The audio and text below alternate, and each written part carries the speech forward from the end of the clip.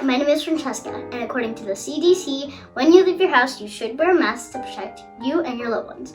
This is a mask tutorial for people who don't know how to sew. So the materials you need are a kitchen towel, a t-shirt, or a piece of cloth. This is 100% cotton cloth. You need 2 rubber bands, or elastics, or hair ties, and this is how you make it. Don't use a blanket.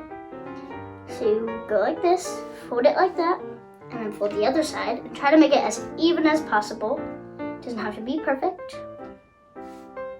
And then fold it in and do the other side the same.